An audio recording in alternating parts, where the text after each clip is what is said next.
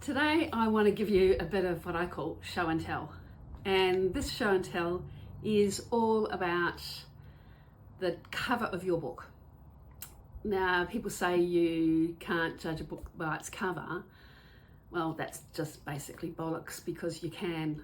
And so I'm going to show you 3 different covers and take you through the thinking behind it. So here's the first one. The Man Who Diffuses Bombs. It's actually a book about how to master commercial dispute resolution. And our client was really keen to make a statement. And in fact, when this title came from when he was in a cab in Singapore, and the taxi driver asked him what he did for a living. And he said, well, I diffuse commercial bombs. So it really resonated with him, and I think it's a great cover. This is another client. There has to be more. Yeah, there does, doesn't there? It has to be a lot more.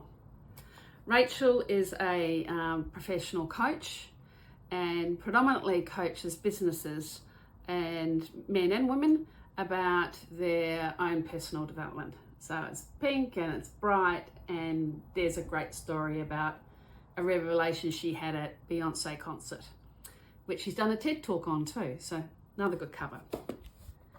Last one for show and tell is this one, AI Game On. A really interesting book that came out last year for board directors and company directors about AI. So, it's really important that you get both the title of your book correct and also the visual part of the book.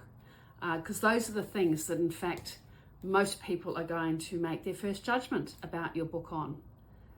Is the title clear? Does it say, in fact, what the book is about?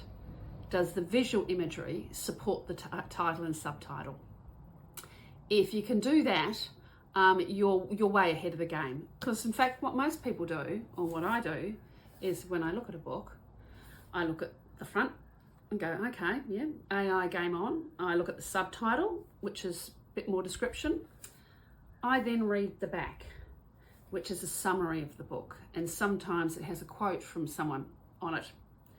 And then I go to the contents page and see if there's anything of interest in the contents. And if I do that and I like the book, there's a high likelihood that I'll buy it. So if somebody ever says to you that people don't judge a book by its cover, then they haven't thought through the book publishing process, because guess what? We all do.